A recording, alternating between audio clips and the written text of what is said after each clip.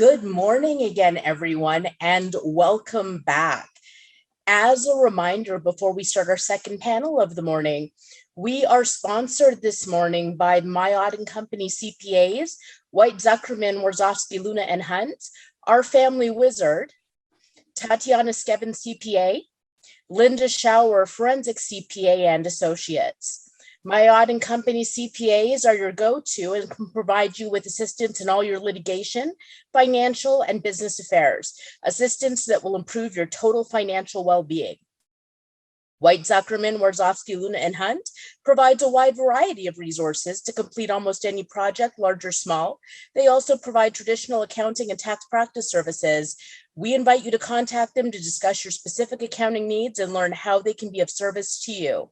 And Our Family Wizard is our secure co-parenting platform that supports divorced or separated parents in managing the daily responsibilities of raising children.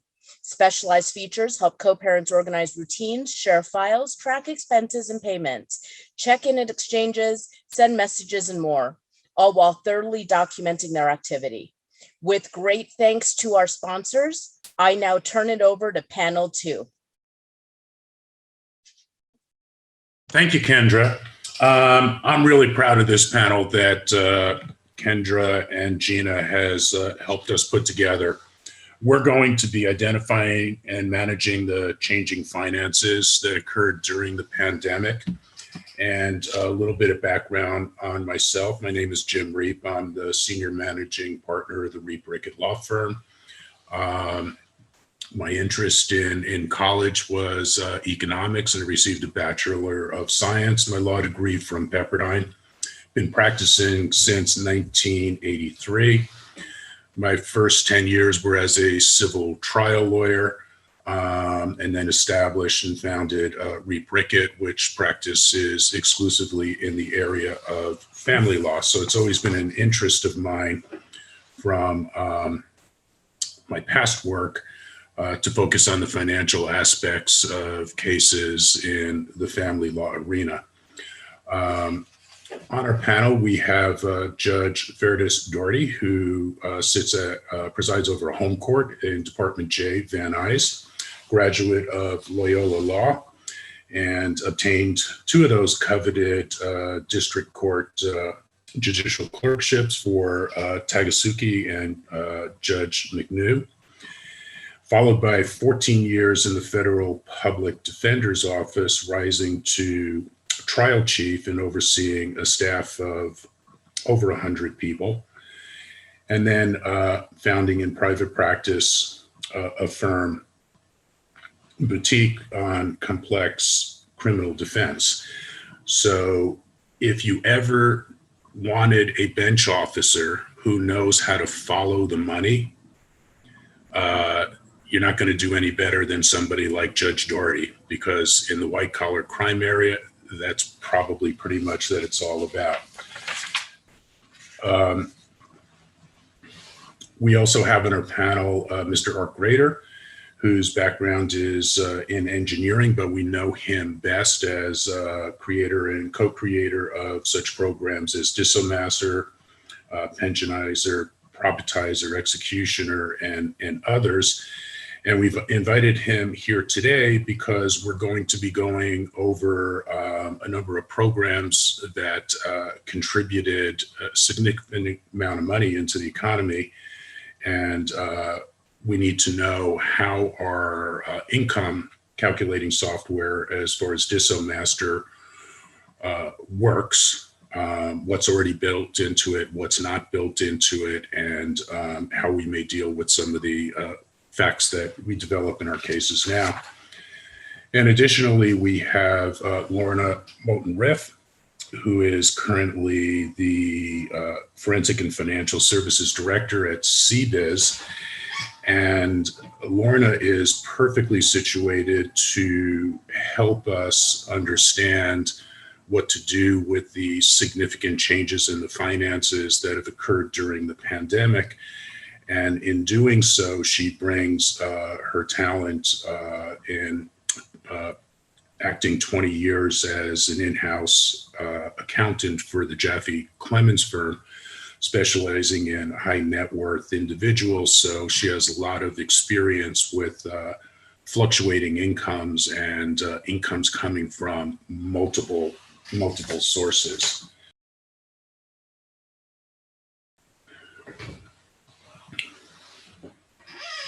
All right, so what happened is something extreme, and it happened very quickly.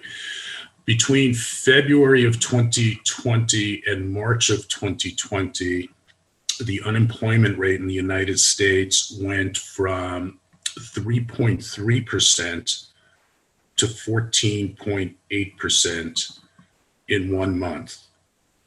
A huge, dramatic change. The government responded, and to date has pumped, I believe, about $5.3 trillion into the United States economy. So where did that money go? In part, probably it's in every single one of the cases that we're dealing with, from the businesses to the individuals. This money is going to show up everywhere. So you're going to need to understand your clients, their finances, and follow the money where it's coming from, and where it goes. So, Alex, if I could, the next slide. And next.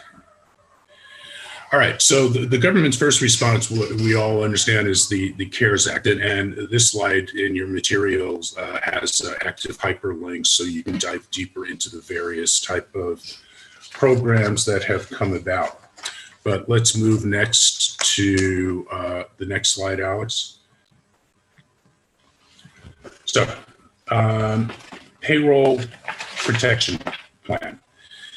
So this is a program developed for small business with the intent of maintaining employees and stabilizing these businesses during the shutdown and the slow return to work. Many companies have gotten these loans. There's a number of websites that are available. You could typically just put in a company name, followed by PPP, and find out whether or not the company has obtained these loans. The interesting part about the loans, other than them being very favorable in their terms, the most favorable being that if a loan is granted and used in the intended purposes, it may be fully forgivable. So this could be an influx of a considerable amount of money into a business, regardless of size, whether it's proprietor to something larger, that upon application and demonstrating that the funds were used for the intended purposes may never be paid back.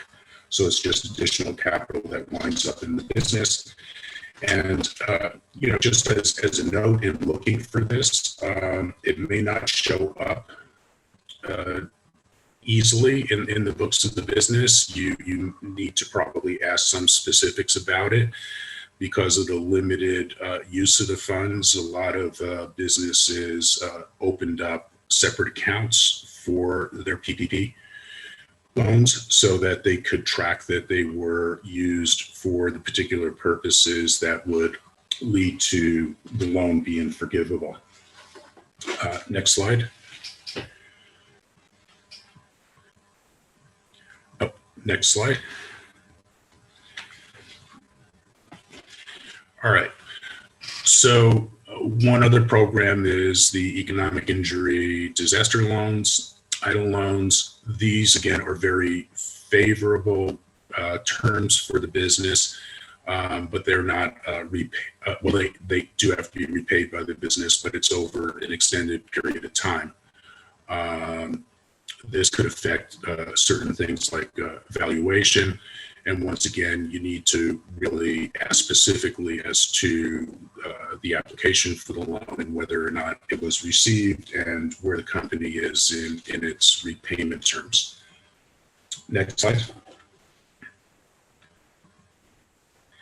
So another program available for employees is the Employee Retention Credit. And this provides the business a credit towards payroll taxes.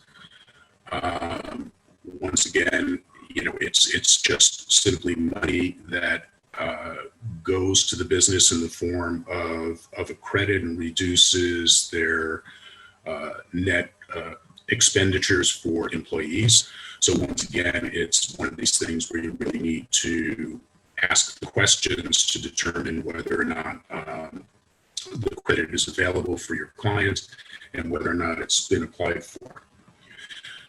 Next slide. Okay, so now we're on the consumer end of things, and most of us are familiar with stimulus. We've had a number of them during the course of the pandemic, and the takeaway that you get from this is really understanding that they are income qualified.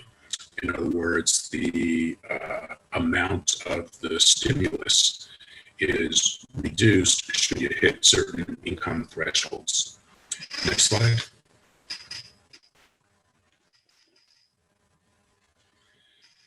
Okay.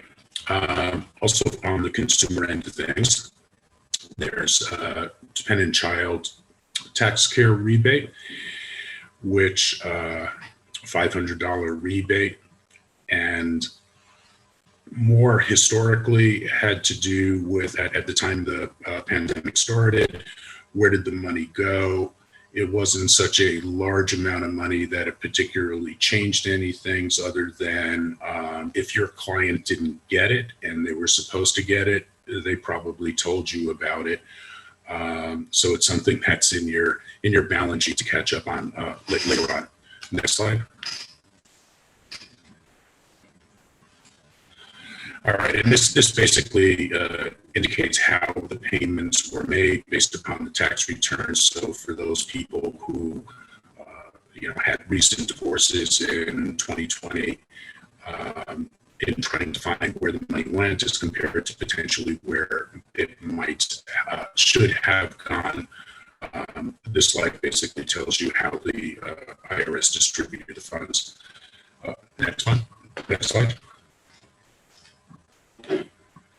All right, so another access to cash that became available during the pandemic is enhancing access to retirement funds.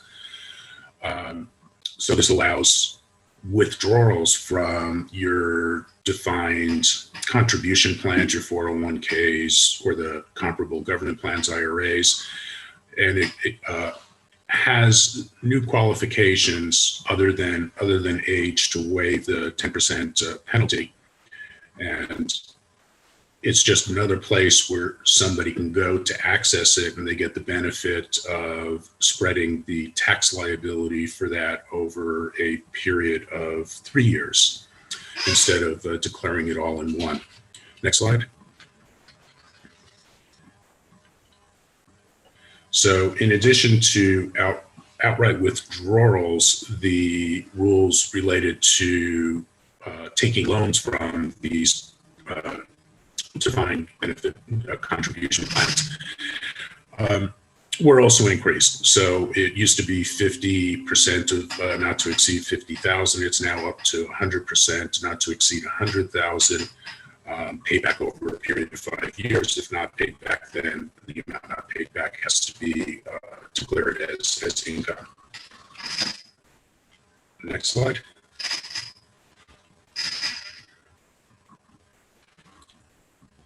Okay, so we're continuing with additional stimulus that's coming through and increasing the amounts and now providing for a child tax credit that most of us have seen in advance on the credit for calendar year 2020, starting in July of 2021. typically paid out at the rate of $500 a month per child.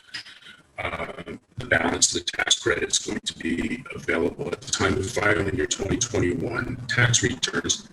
And you can see the amounts here, again, are sensitive to a number of factors. And one is the age of the child. The child who reaches age 17, they age out at that point. But there's a greater tax credit for children under 6. And once again, there is a phase out of these tax credits for certain income thresholds. Next slide. Okay. Alex, next slide, please. Here we go. Okay, so one of the things that wouldn't necessarily show up is what are the ramifications of eviction moratoriums and foreclosure moratoriums. As we go through this program, what we see is that many qualifying tenants who didn't pay their rent were able to make their landlords whole through various governmental programs where the government would pay the rent directly to the landlord. So in many of your cases involving renters, you may be looking at what turns out to be, in the long run, free housing. Next slide.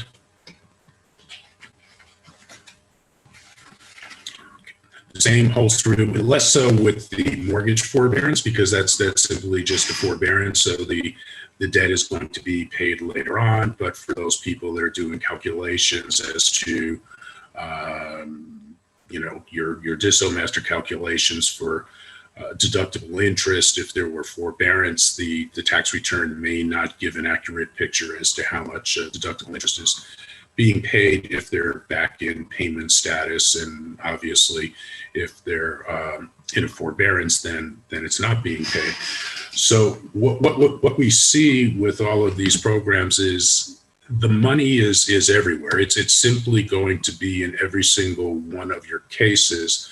The question is, where is it? Why was it paid? And what's the impact on our cases? So next up, we have Judge Dordi, who's going to re-educate us and bring us up to date on the existing law.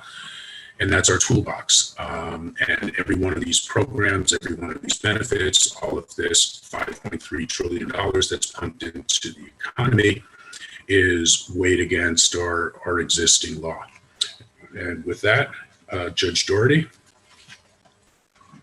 Thanks, Jim. Alex, would you please go to the next slide? I just want to start off by thanking everyone for tuning in on a Saturday, thanking the Beverly Hills Bar Association and Gina and Kendra in particular, and my co-panelists, who it's been such a pleasure to work with you and to learn from you. I am going to take a few minutes to go through income and what's included, what's excluded, which will kind of put us back in terms of our bearings with respect to the law and understanding these programs. And then I'll be turning it over to Art thereafter. So why don't we go to the next slide? So, most of this is review. There are a couple of cases that I'm going to spend a little bit more time on.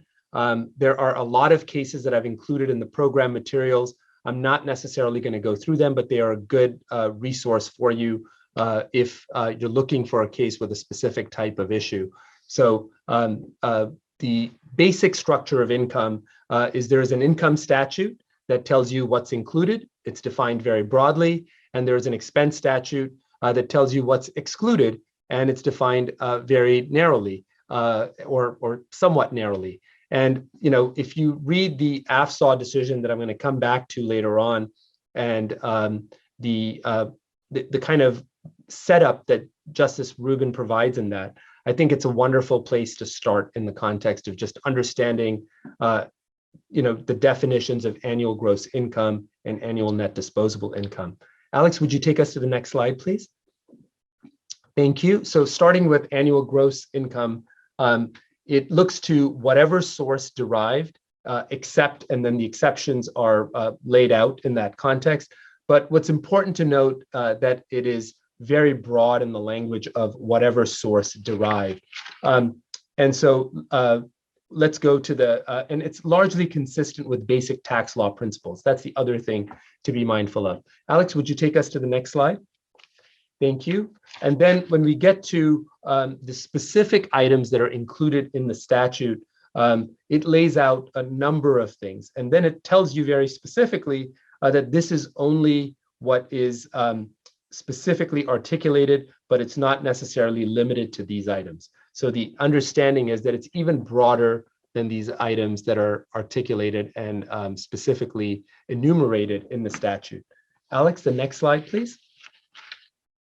Thank you. And then I've laid out a number of cases that go beyond where the statute ends in the context of what's covered, such as free housing, meal allowance, mortgage-free housing based on large inheritance, and the cases that cover this from an obligor's mother. We'll come back to Castle later on as well.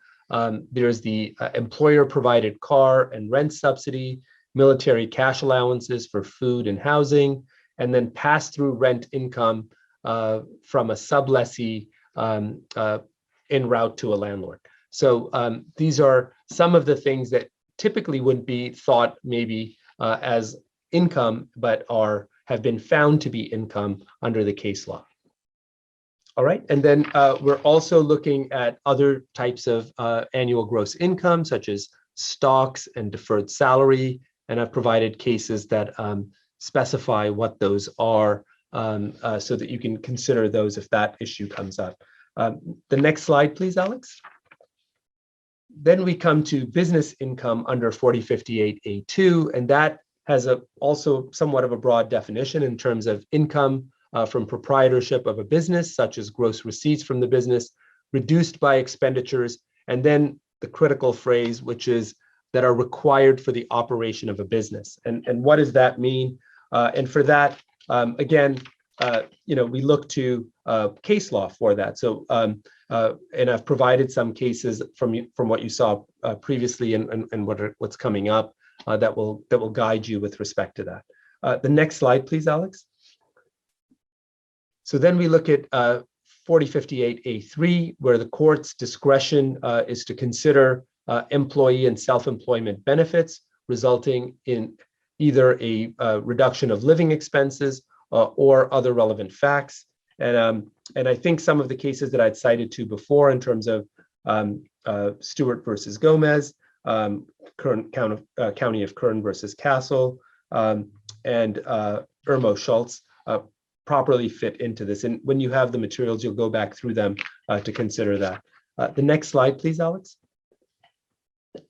All right, so now we're looking at, what are some of these things? And I've kind of made a chart of some of the things that were included before and have kind of been included here. So this covers beyond what the statute specifically allows for, and then what the case law allows for as well, including stocks and other things, which I have on specific other slides. So the next slide, please, Alex. All right, so now that we know how broad Section 4058 is, now let's talk about annual net disposable income in terms of what can be deducted. And those items are not enumerated in a broad manner the way annual gross income is. These are very specified items that are subject to deduction. And then we'll talk about some of the cases in greater detail in just a moment that kind of lay that out as well. Next slide, please, Alex. So the basic deductions, as everybody knows, are state and federal income taxes. And the next slide, please, Alex. Self-employed workers' contributions to Social Security. Next slide, please, Alex. Mandatory union dues, mandatory retirement deductions, and these are all enumerated in the statute. The next slide, please, Alex. And then health insurance plan or premiums for the parent and any child the parent has an obligation to support. as well as state disability insurance premiums. So the next slide, please, Alex. Again, one thing to note is, how specific these items are with respect to deductions. And many times what we see is someone seeking a deduction that's not within 4059, that's making a creative argument. And I think we're going to hear some interesting things coming up with respect to arguments that may actually fit within 4059 that are not identified in something specific, but that can be related to it in that context. So we'll get to those in Art and Lorna's presentations. But with respect to items that are deductible under Family Code Section 4059E, child or spousal support actually being paid, and up to that amount if it's being done with respect to not a court order for the benefit of another person that the party has a duty to support.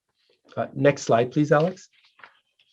All right, so then we get to subsection F, where the court again has discretion to consider job-related expenses, taking into consideration whether they are, one, necessary, two, benefit the employee, and third, any other relevant facts that may be considered in that context. Alex, would you please take us to the next slide?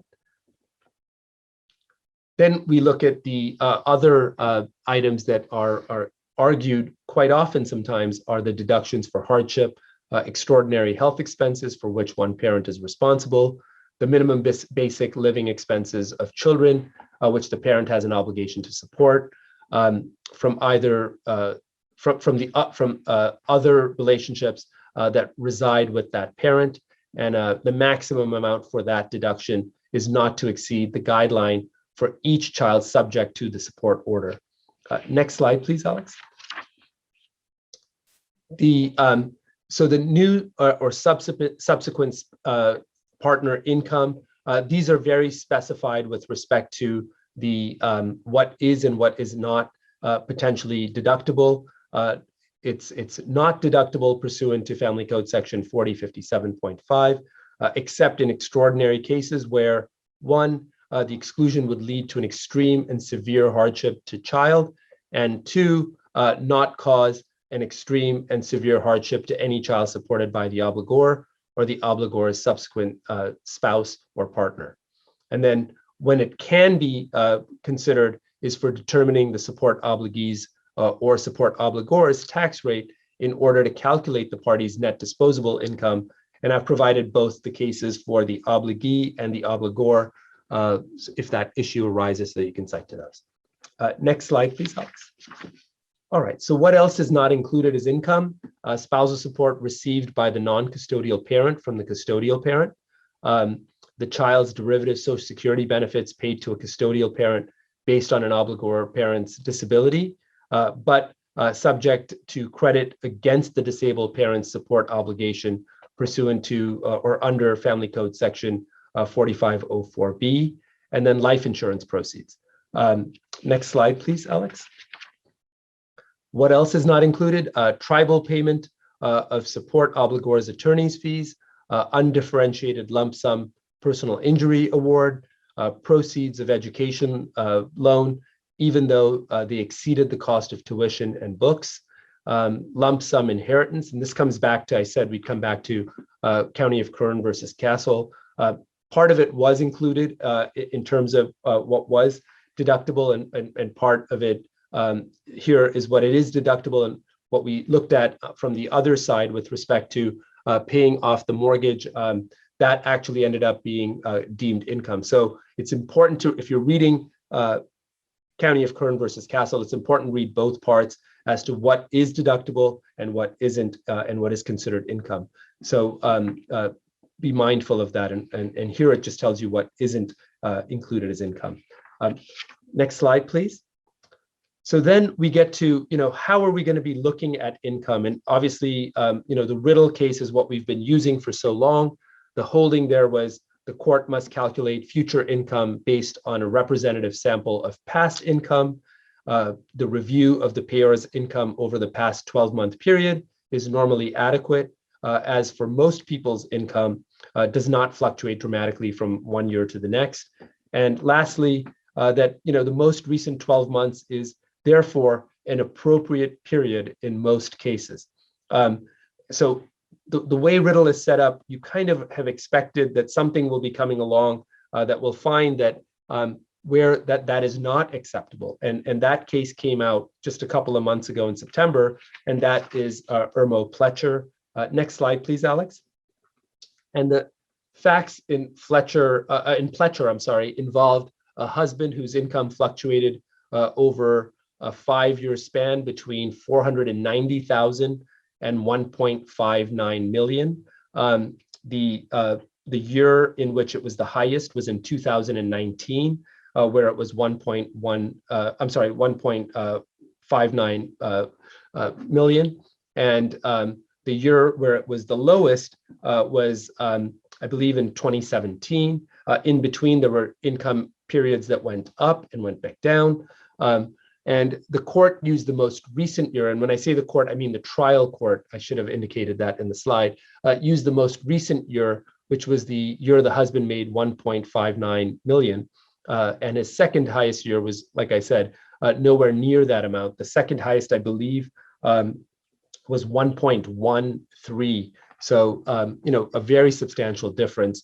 The Court of Appeals held that the trial court abused its discretion by calculating the husband's pendente lite spousal support obligation based solely on his most recent year of income, where husband's income fluctuated grossly from year to year based on the market. And in this case, the 1 year rule of Riddle, or the presumption of Riddle, was not an appropriate representative sample. So that was the holding of Pletcher. Would you please go to the next slide, Alex? All right, so what the Pletcher court suggests is that trial courts use expanded data set to include additional years that capture volatility in income for the party, that they employ a tool well suited for the scenario, such as Smith-Ostler. So those are two potential options for the court where that type of income fluctuates that drastically from year to year. Next slide, please, Alex. And then, once we're in court and we're trying to establish what is, correct with respect to the income determination, we go back to the decision in Irmo Low, which is a 2001 decision. That has been recently kind of shaken a little bit, and I'll get to the case that shakes that in just a moment. But to review Low first, there the court found that income tax returns are presumptively correct as to a parent's income in child support proceedings. And this is based on the logic that tax returns are subject to enforcement by state and federal criminal penalties. There's added reliability to them. They are sworn under penalty of perjury. Reliance on them is consistent with the legislative goals of uniformity and expedition in family law. And it also spares chronically overcrowded family courts the burden of having to determine income on an ad hoc basis. The lifestyle evidence consisted in Low of photos of the girlfriend's residence and showing him in a series of cars. And the court found that that was insufficient to support modifying child support. And I'm sure the bench officers that are on this program see that all the time. He's not making this much, or she's not making that much. Just look at their lifestyle. So one of the things that Low looked at in that context was lifestyle evidence could be sufficient, but it wasn't in terms of what was presented there. So it's important to look at Low's lifestyle evidence when you're preparing your case as well, to make sure to see if that would be something that would rise to the level of sufficiency in that context. But the presumption otherwise that Low set forth was with respect to the filed returns are presumptively correct. One thing to always check in terms of a practitioner point is to make sure that the returns that you have were the returns that were filed. Sometimes I don't think I feel comfortable that that has been fully verified by the other side. So something to always think about there. The other part is the non-marital partner's income, as we discussed before from Family Code section 4057.5 cannot be considered under the guise of lifestyle. So that's the essence of low. From there, there's been cases that have come along in terms of looking at items, whether they are or not income. Most importantly was the ASFA decision. That's the ASFA versus Waldbergen decision. Alex, that's the next slide, where the issue was a depreciation of a father's rental properties, and the court found that it was not deductible from annual gross income or net disposable income for purposes of calculating child support. And that's where Justice Rubin lays out that analysis that I indicated in terms of 4058 income is broadly defined, 4059 deductible expenses, narrowly defined, and that depreciation on rental property is not an expenditure required for the operation of the business, such as inventory, employees, and payment of taxes. So the holding there was somewhat limited to rental real estate income. That was then expanded with respect to other types of income, and that would be the Rodriguez decision in 2018, which is the next slide, Alex. Thank you. There in Rodriguez, the father could not deduct motor vehicle depreciation because the depreciation of an asset did not reduce available cash for support. Asset depreciation was not amongst the specific deductions that were permitted by the statute. Again, this is going to how narrow 4059 is, and that there was no material difference between rental property and vehicles in that analysis. With respect to child support, the court again noted that it's highly regulated and the trial court's discretion is limited to those items provided by statute. So again, how the Court of Appeals have read that discretion in the narrow reading of deductions in terms of net disposable, it's really important to be mindful of that and make sure that you have authority that supports your position, not just a good argument. If you can turn to the next slide, please, Alex. And so this is the other case, Pletcher 1, that came down just a couple of months ago. Irmo Hein came down in July of last year. It's a very important case, and many in the family law community are concerned about what this means. And I'm going to try to give you just a short understanding in terms of my understanding of it, obviously without giving you any type of information as to how a court may rule, but what a court may be considering. So just a little bit about Hein. Martin was the husband, and he owned 4 ranches totaling approximately 110 acres. Jessica, the wife, was a PhD self-employed physical therapist. Martin owned 2 corporations, the Hein Ranch Company, a C Corp with no employees that filed a Form 1120. He also owned the Martin Hein Ranch Company, which is the MHRC, which provided farm management services for ranches owned by HRC and third parties totaling over 6,000 acres, which had 22 general employees and 4 office employees. MHRC's income was reported by Martin attaching a Schedule E to his 1040. A dissolution was obtained in the case back in 2004. And in 2014, Jessica filed for a modification of child support. The trial court found that the depreciation deductions taken by HRC and MHRC for farm equipment and a Cessna airplane were appropriate to offset Jessica's income. Jessica, and under the thinking of Lowe, bore the burden of proving inaccuracy of Martin's tax returns, which were filed with both California and the federal government. So that's kind of the setup. And what the Court of Appeals did was it extended the statutory interpretation regarding depreciation from rental real property, as it was in ASFAL, and motor vehicles, as it was in Rodriguez, to farm equipment and the Cessna airplane. And it reaffirmed the principle that depreciation of an asset on company books or on federal income tax returns does not involve an outlay of cash with a corresponding reduction of cash available for support. So it basically found that the depreciation claimed by Martin should not have been reducing his income available for support. That's the first half of Hein, and that was somewhat expected. The second half of Hein probably was not by most in terms of what the Fifth Appellate District did. What I did was I set up what the trial court did and what the Court of Appeals did. And what the trial court did was it looked at Martin's taxes, presumed them to be correct, presumed that the correctness of that is rebuttable, and then put the burden on Jessica to demonstrate the incorrectness of the return. The Court of Appeals did not take that approach.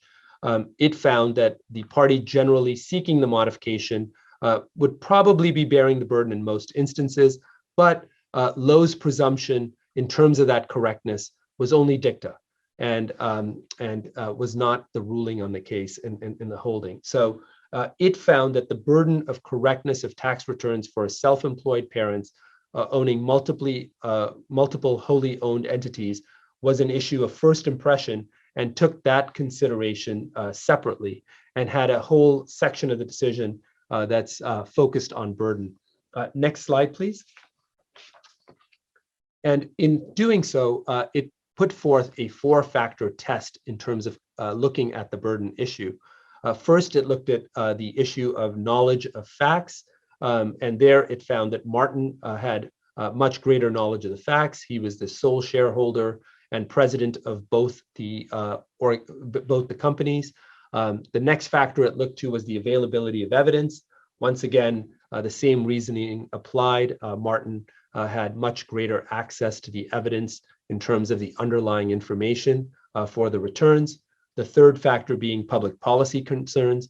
Again, it found that the parents' first and principal obligation to support the children according to the circumstances of their station in life, and found that Martin was in a better position with respect to the public policy concerns in this context to bear that obligation. And finally, the probability of existence or non-existence of information. And there it found that it was neutral with respect to who would have that obligation.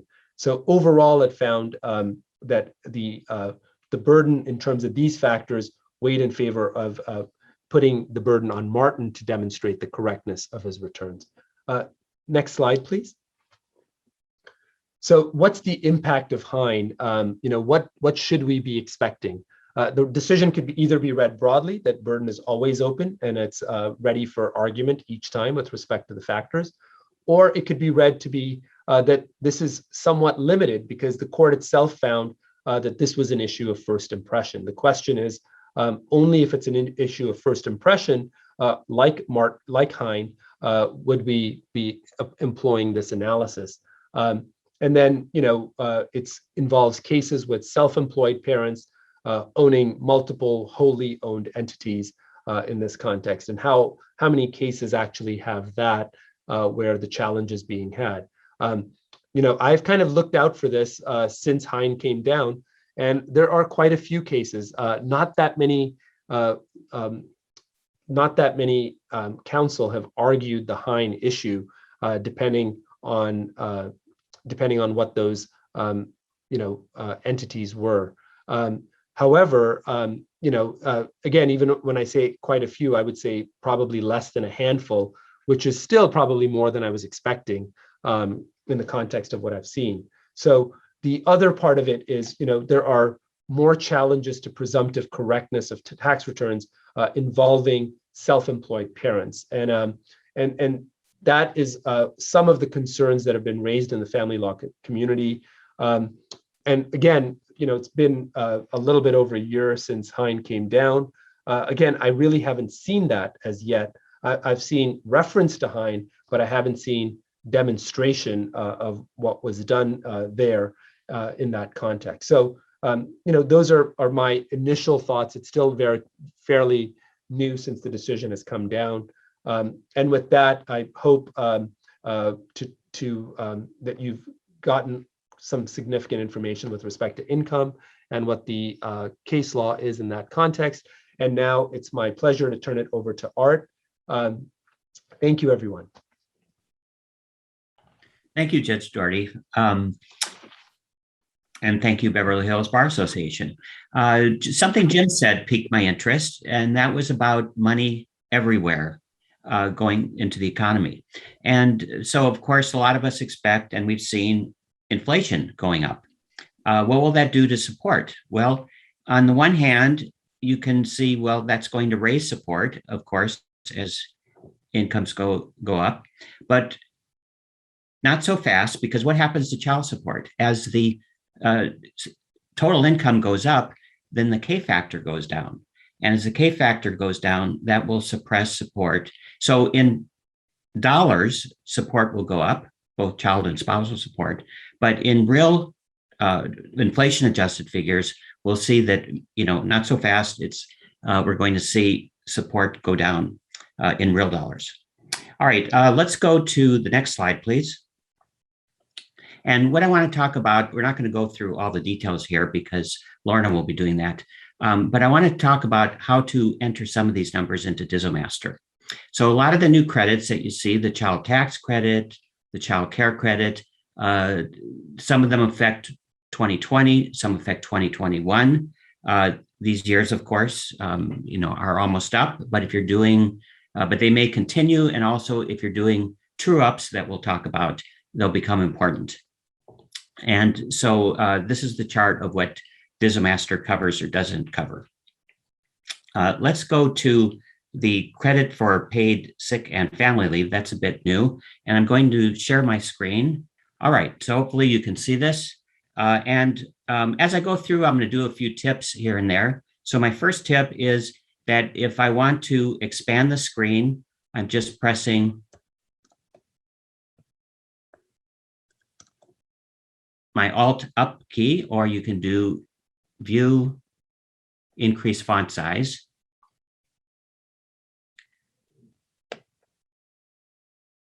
All right, and so the credit for paid family leave, that's down at the bottom here.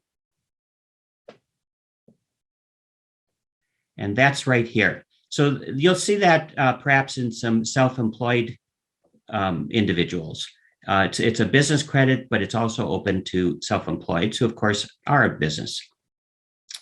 Another thing that's new is under filing status. And so traditionally, MFS has not been a good filing status for a number of reasons. One of the reasons has been for the earned income credit, but it has opened a bit during 2021. We'll see if that continues or not. And so what we want to do is click here if they're MFS, but they qualify for the credit. Now, how much of a difference does this make? Well, let's have a look. So I'm going to put in some kids here so we can activate more earned income credit. And I'm just going to make the parties, everything's going to be exactly the same. So I'm going to make them MFS for both sides. And then let's put in a modest amount of income here. So we'll do 2. And here's a tip, is if I press the letter K, it pads in 3 zeros per 1,000. So that's a nice tip.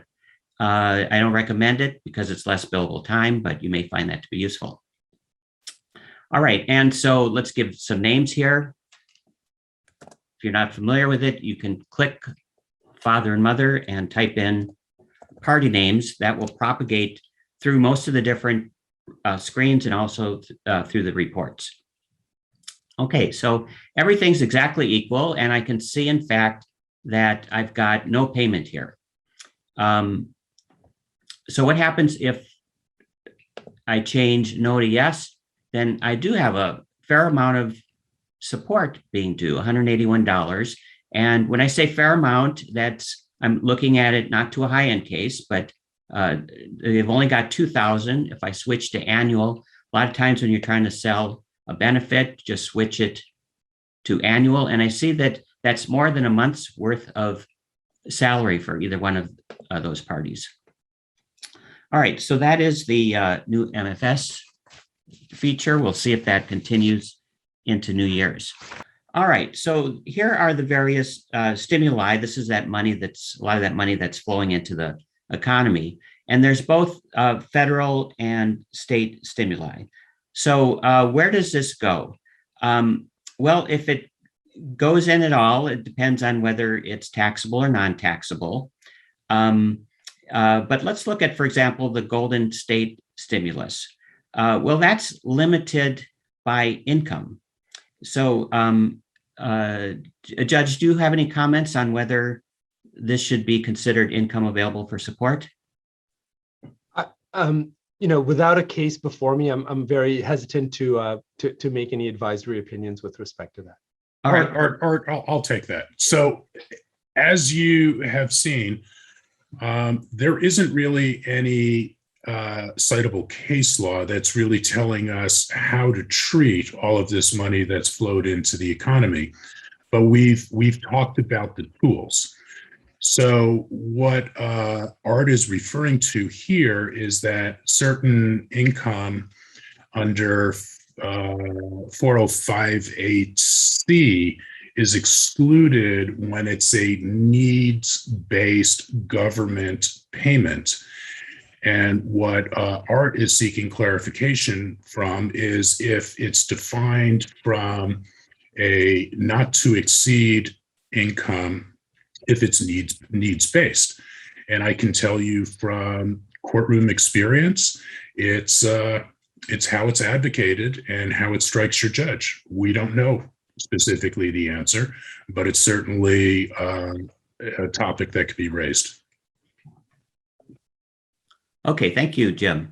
And I would guess that a lot of this depends on what are their incomes. So the Golden State stimulus, you could have six-figure income and get below that. It's a limit of 75,000 K, but that's AGI. There's various ways to get there, including remember that in California, spousal support is still deductible. So that might bring you down under that limit. So watch out for that. But compare that to someone with just a few $1,000s of income. Maybe the needs base will be different for that. So how do we put those in? Well, if it's something like the EIPs, where it's non-taxable federal and state, then of course it goes into non-taxable income. We know that for the Golden State stimulus, if we do consider it as income available for support, where's it going to go? Well, we don't know yet if it's going to be federally taxable or not. We do know it's state not taxable. So to put that in, you'll have to make your argument. And if your argument is that it's federally non-taxable as well as state non-taxable, then just put it in as non-taxable income. If your argument is that, yes, the feds will tax it, but not state, then you'll put it in as taxable income, but make the state adjustment. And I'll show you how to do that when we get back to Dissomaster. Next slide, please.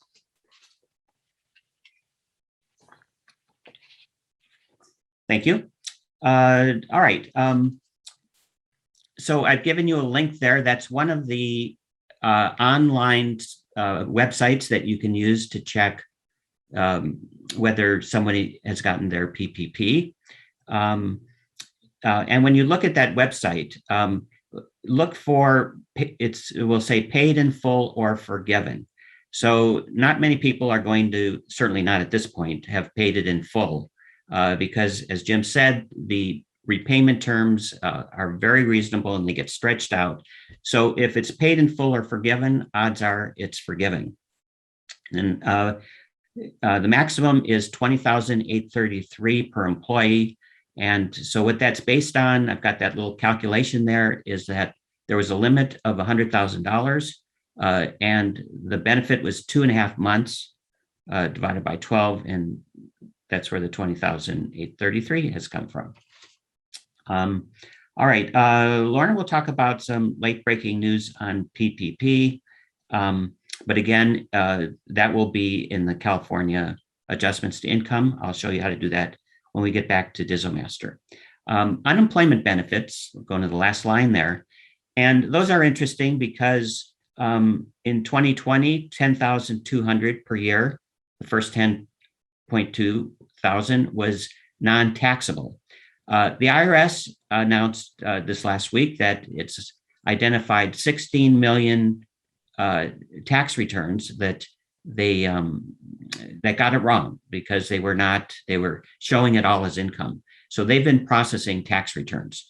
But for Dissomaster, then you can do that by putting the first 10,200 as non-taxable income and the rest in the line in Dissomaster for unemployment insurance. All right. All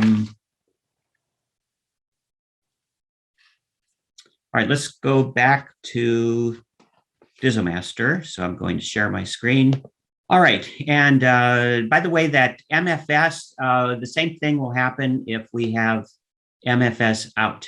So we'll still see some benefit there.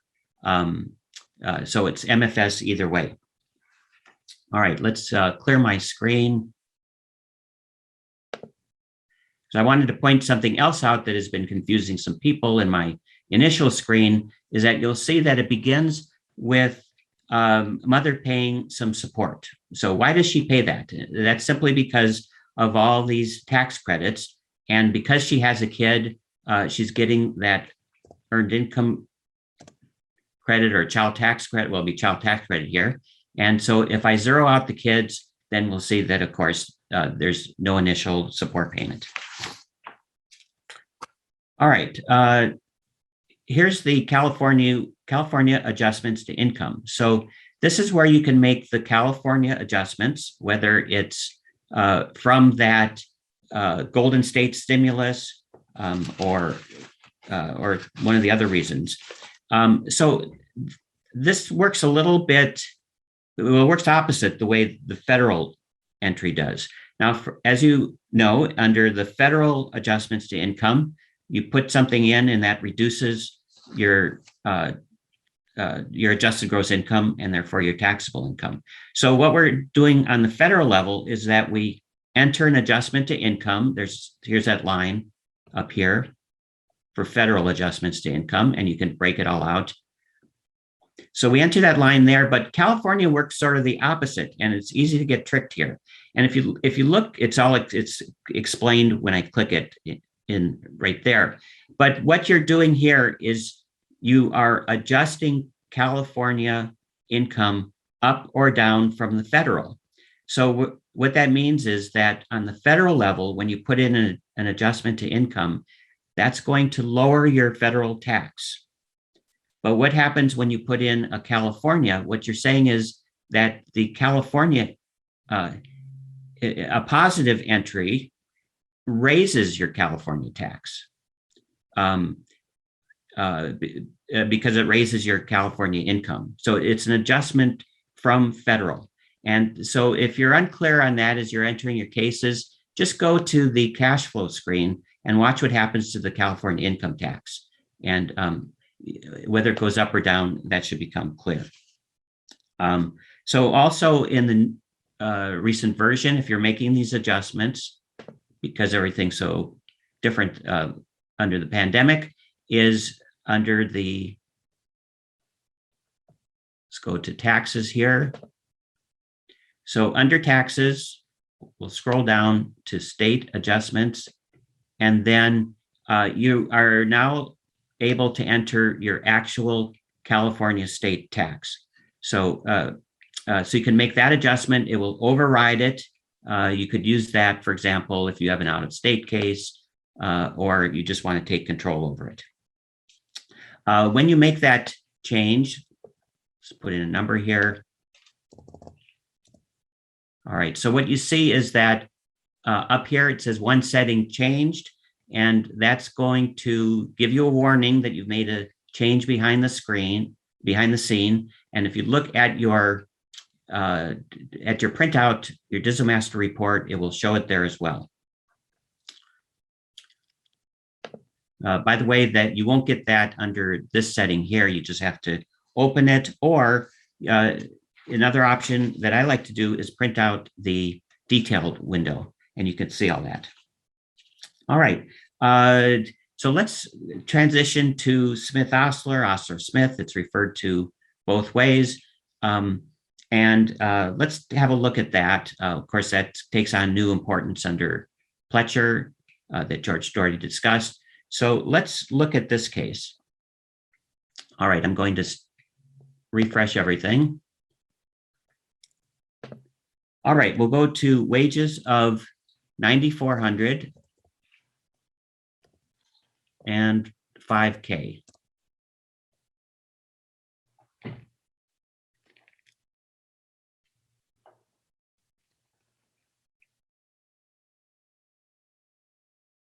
Oops, let's start that again.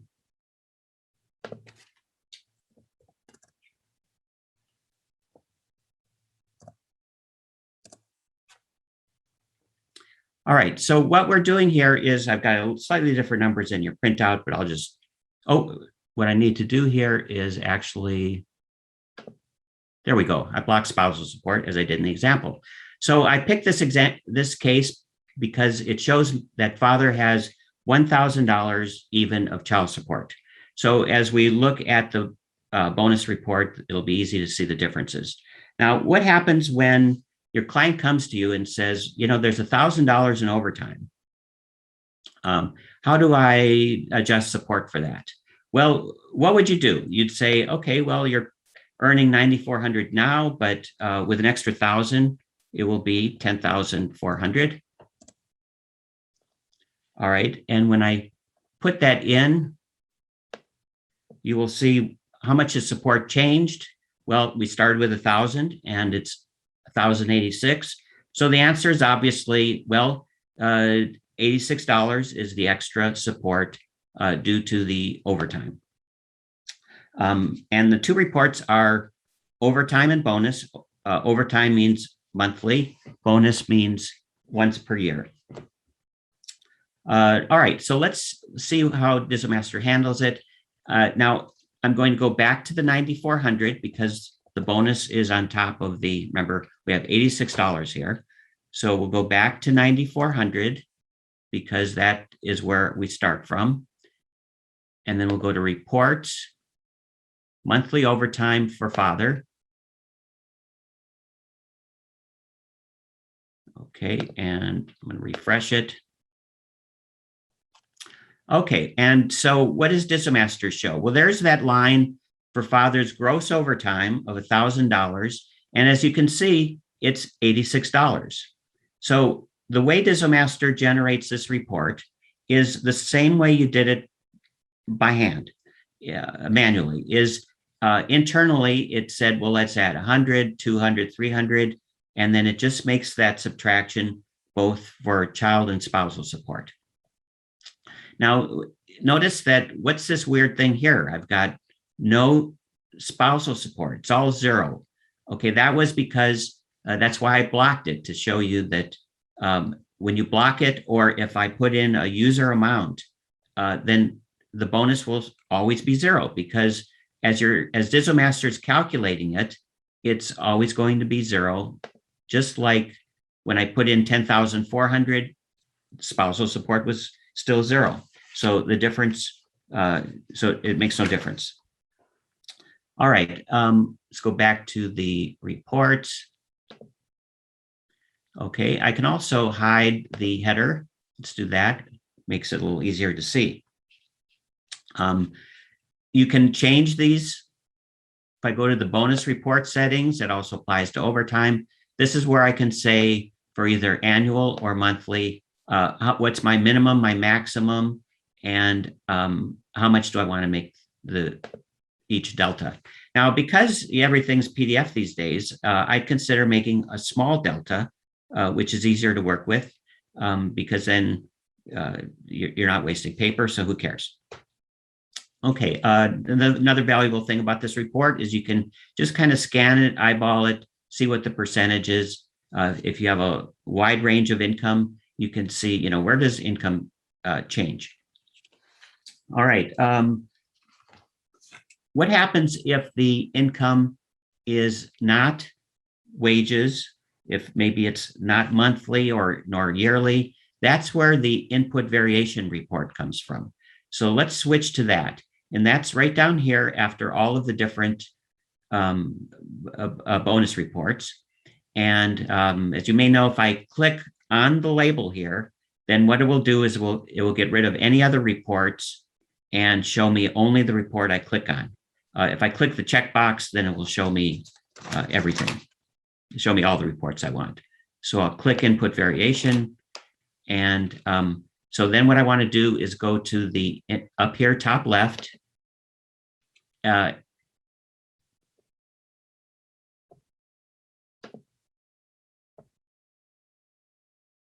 we go.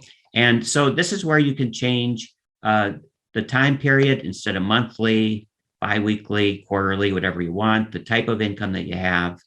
So pick whatever you like and make all your changes as well. All right. What do you do if there's a drop in income because of Fletcher and so forth? Well, one thing you can do is you can actually start with, and this in the old days, this used to be called a Martini schedule, is you start with no income, but now we can start with the income on mom's side, say. But I can say, here's 0 income. Now let's go into the report. And what we've now done is we've built a support table. So this is where you can directly look up support for any month or year, depending what you want, or the input variation, any quarter. And so if you want to work up from 0, you can use that instead. All right, one other report is the two-way report. So let's go back in here. I'm going to put my 9400 back in.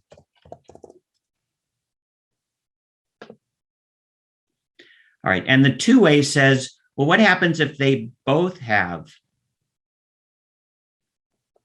let's do monthly two-way overtime report.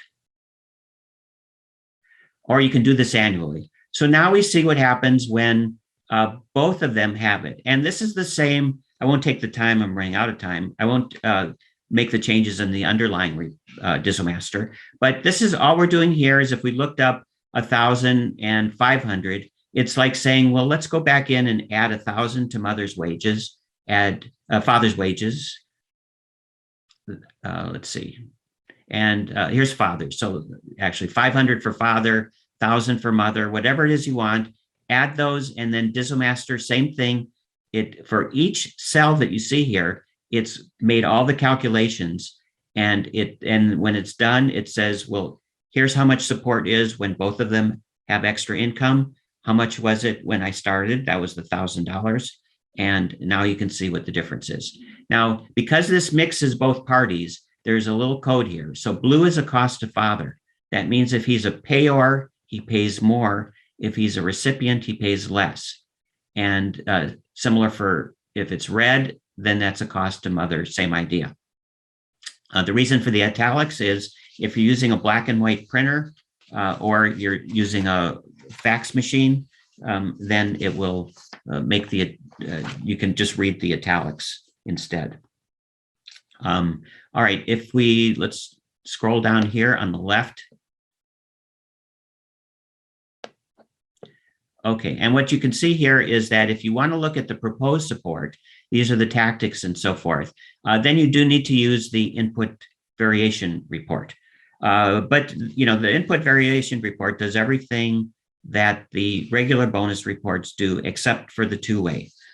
So a input variation report, monthly wages, is the same as an overtime report. Okay.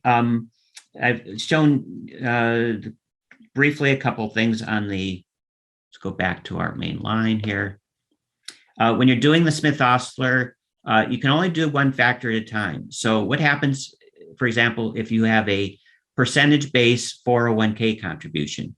Well, a lot of times that doesn't matter because you're going to hit the top, which has been last few years, 19,500.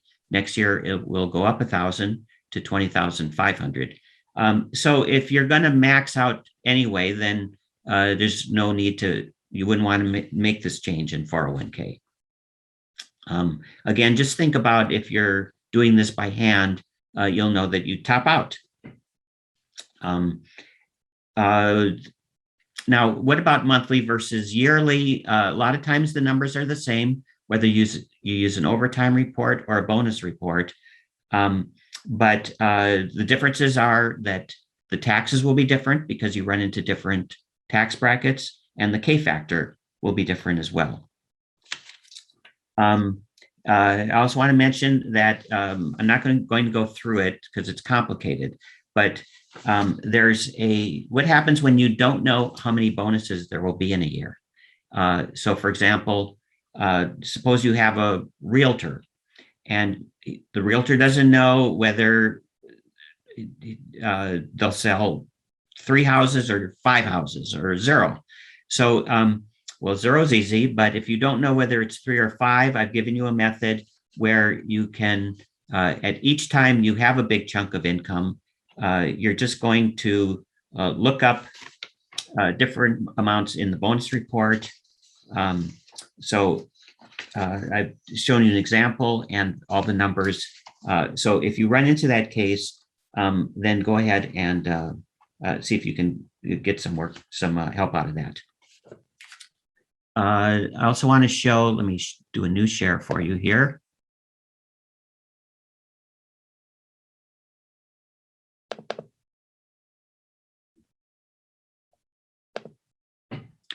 So I don't know if Los Angeles has this or not. Maybe Jim or Judge can weigh in, but Santa Clara has a nice attachment, one of their forms, FM 1194. And this is where it lays out not only the different Smith-Ostler orders, but also it has a true-up section as well. So you might find this to be useful as well. All right, that concludes what I have for today. I've also included an example of a true-up declaration. I'll mention with that one, because Judge Dordi showed the Stanton case for military, is one of the advantages of this true-up was all the facts were known. It was a complicated one where they had agreed to support up through part of the year, then he was in the reserve, then he went on combat duty in the Navy. And so one of the things that I was able to adjust for is that the original pleading and the findings for combat pay used non-taxable income, which is what it is. So that was fine. But for the basic combat pay, that is subject to FICA. So I wanted to get that FICA in there, not the allowances for housing, et cetera, but the combat pay is subject to FICA. And so I was able to adjust that in my true-up by entering it as a guideline deduction. So doing a true-up, can solve a lot of issues. So that's one of the reasons I like them so much. All right, so I am through with mine. I apologize for going a little over time. So Jim or Lorna? Art, yeah, no, Art, thank you for that and for the form, because we don't have a comparable. And for those of you who can see me now, I can see my appearance has changed, my background has. So when you have friends in high places, you can run from downstairs where the Reape law firm has an office up to upstairs in the house where the Pines Law Group exists, and you can get the world's best tech. So with that, as an explanation, I want to pass it on to Lorna, who's going to help us understand how this new money that's coming into the economy that's here, then leaves, is very, very similar to a lot of instances that she's worked on in the past, particularly in entertainment industry or others who have big influxes of income, real estate developers, and any of these professions that are feast or famine. And with that, Lorna. Great, thank you, Jim. So I'm going to mostly talk about concepts here. I think you've had enough cases and data thrown at you so far. So I'm going to talk more concept about what we're seeing, and it's more about questions that we have, but also my first advice to everybody is just take a deep breath. This is while this situation we're in right now is new, it is not new. We've had crises in the past. We had the 2008 market crash. Before that, we had, the real estate crash in the 80s. So, our economy has a cycle to it. And interestingly enough, I've looked back and it seems to come in these sort of 10 or 20-year cycles, and we get something presented to us that has very similar situations. And I think that's what we're dealing with now. Not to say that there aren't some specific things that we have to address. So I've come up with of course, everybody loves acronyms now, and my head is exploding with them, but I've come up with some words that seem to, when I look at all of this, kind of what we're talking about, especially when we're looking at businesses: transform, reformat, and reconfigure. And I think that those are three important words when we're looking particularly at businesses. So what has happened in the last almost, now 2 years, businesses have been impacted by the closures and inability to get product, to deliver product. But not everybody has been negatively impacted, right? So for example, you've got restaurants. So how quickly did a restaurant reconfigure itself to start providing, delivery services, or reconfigure to maybe do, meals in a box, totally reconfigure. Businesses that provided produce delivery or IT services. And my example here, drive-in theaters versus sitting in theaters. And we have such extremes of businesses that really struggled and maybe closed to businesses that thrived. So again, I talk about what I look at is, when I'm looking at a business, what was their ability to reconfigure how it operated if it needed to, in order to meet the needs to go forth and to be successful, maybe, and maybe it is just survive. So we're looking at businesses today that made it. Did they survive or did they thrive? All right. So we have two different things here. So, and also when we're looking at businesses, we're now looking at businesses that may have a completely different income and expense structure. So for example, the sources of income may have changed slightly. And if they got assistance from one of the COVID, the PPP payments or loans, that may have assisted them with that. But also their expense structure may have completely changed, where certain expenses they had have been eliminated and new ones have been added. So one of the things us accountants do is we do these side-by-side comparisons, and we look at income and expenses for a number of years going forward, and we do comparisons of how they change.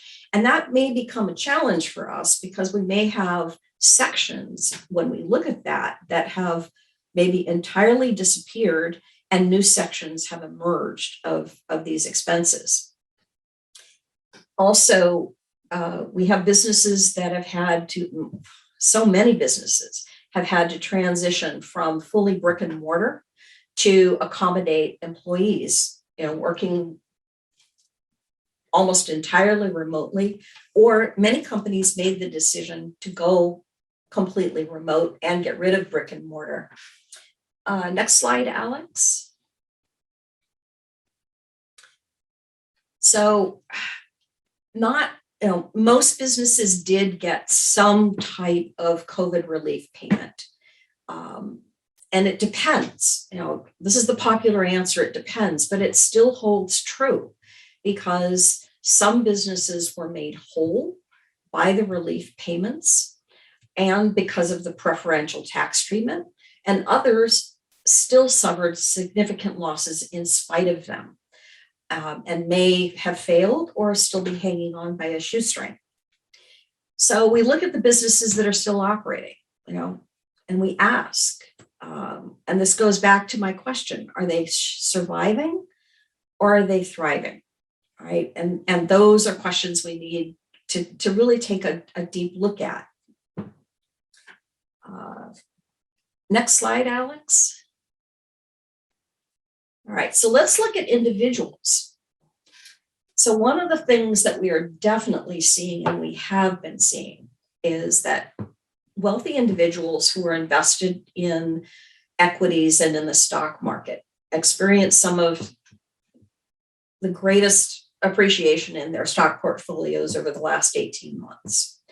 And rather than liquidating appreciating equities, we're seeing more margin loans. And what's really interesting is just this week, the Financial Advisor magazine published an article talking exactly about this, and that the brokerage houses are now starting to package more interesting options for people to obtain these margin loans easier. So understand, people can borrow up to, it depends, you can get, 70% of your equity balance. It includes, usually very favorable interest terms, and it does need to get repaid, but often I see those renewed. And a lot of, in the employment sector, we had a lot of our gig workers laid off, unable to find work. Those, people were eligible for all the different COVID benefits. And as Art mentioned, there was some favorable treatment for the unemployment if you earned under $150,000 last year. And we also have a lot of employees that have completely switched to a remote work base. So they may no longer be at the city center of where the company's brick and mortar is, if there is still a brick and mortar. And in some cases, we're seeing where companies are giving cost of living pay cuts based on where that employee's remote location is. The next slide, Alex. So what do we do with all of this, right? And as I said when I started, just take a deep breath, right? We've been here before.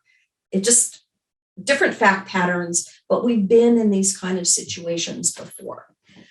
So remember that for us forensics, we always look, we rarely look at just an isolated time period. We love documents and we love information, and we're always asking questions. So we're generally going to look at, say, a 3 to 5 year time period if we're doing a business valuation, or if we're looking at income. So what we might do for this particular period is we might ask to go back further so that we can establish some kind of, take a look at what is the cycle. And as Jim referenced, this is so similar to, I came out of business management. And so for the first number of years of my career, I did a lot of entertainment cases. And if you look at cyclical income, say if you're looking at a producer, a writer, somebody like that, their income is cyclical in that it takes time for them to do a particular project. So in the past, what we might see is a 1.5 year cycle for a producer for that film to get started and completed, and then for them to maybe start on another project. So we're going to start looking for that. What are we seeing? Is there a cycle?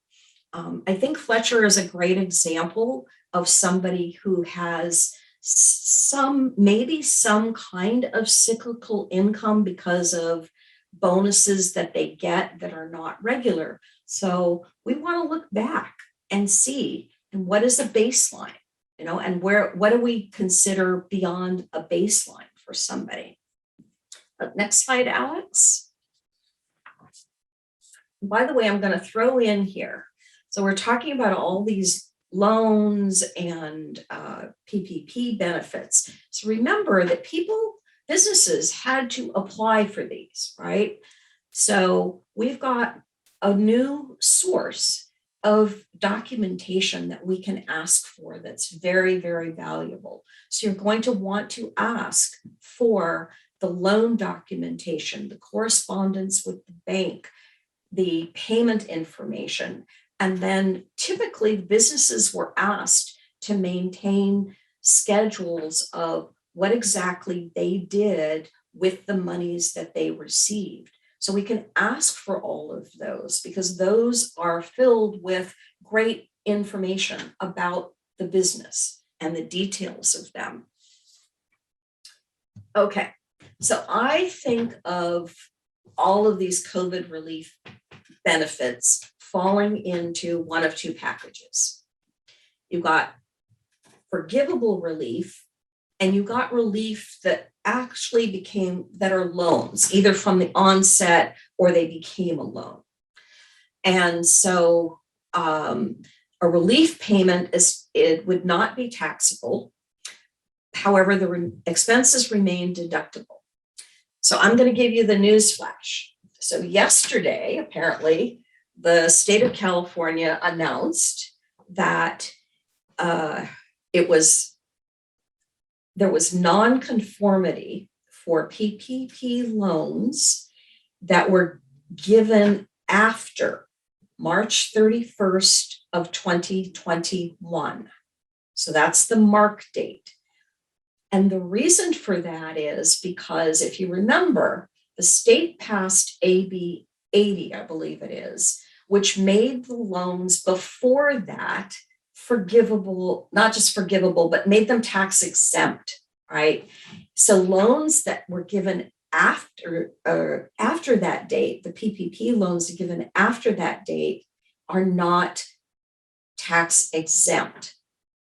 So this is, as the newsflash said, going to be a big shock to a lot of business owners.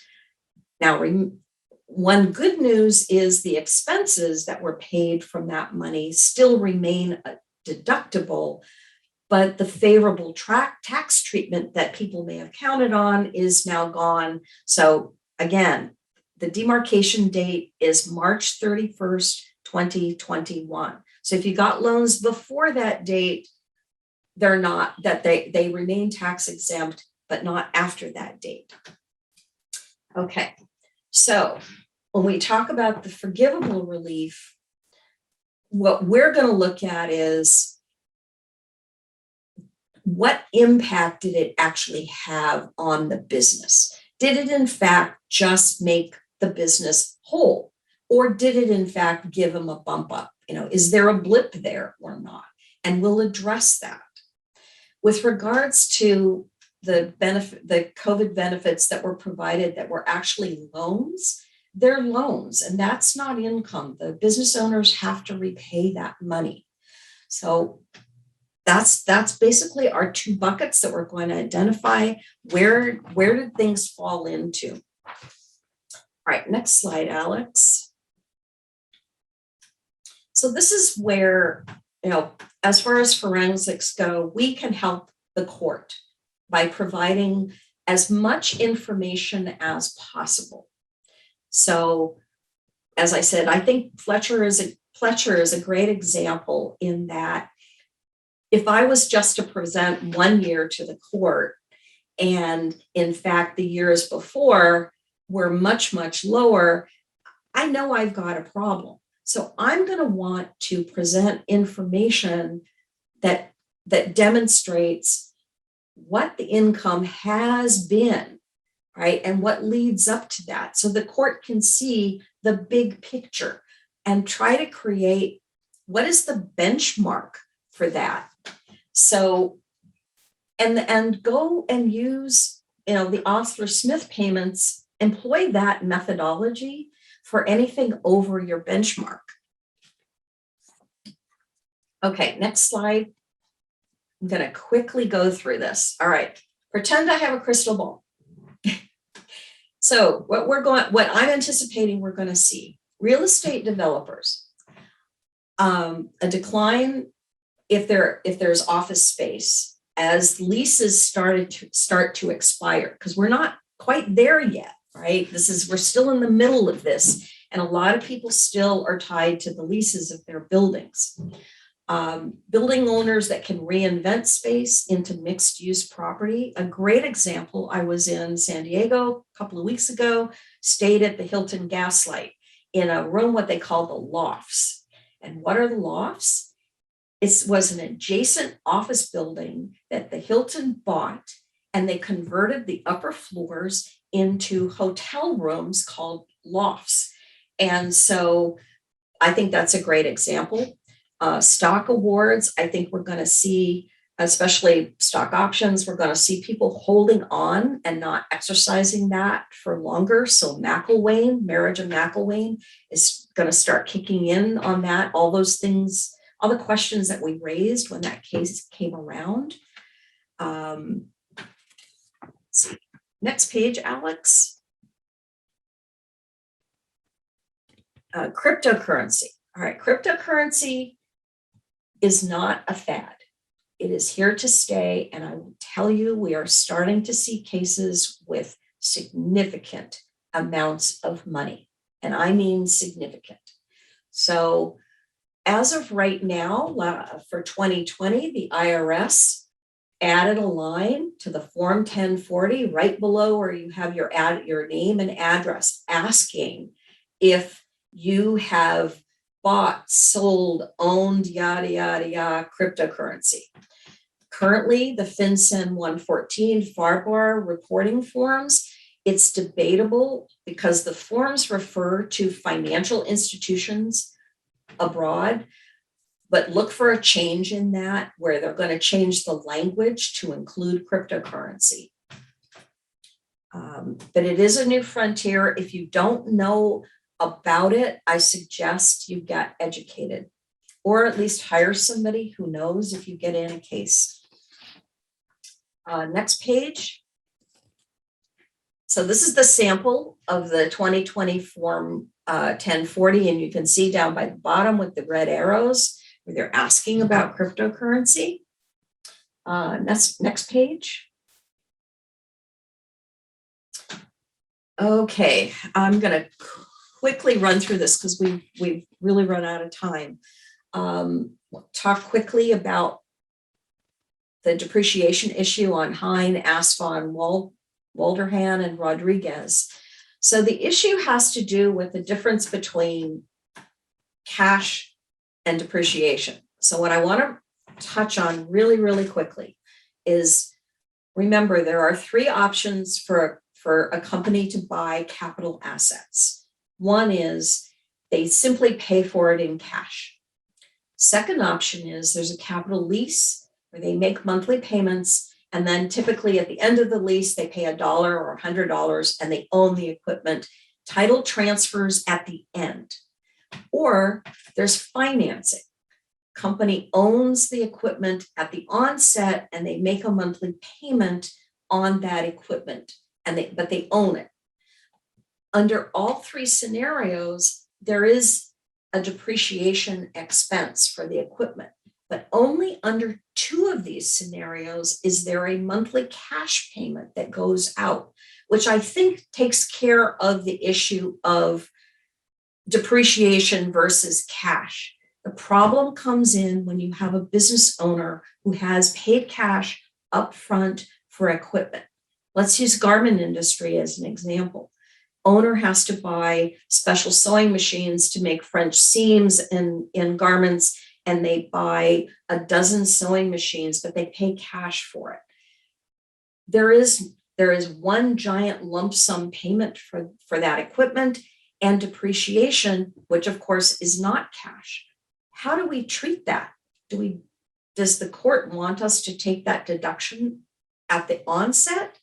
Or do what we typically do as accountants, we spread it out over the life?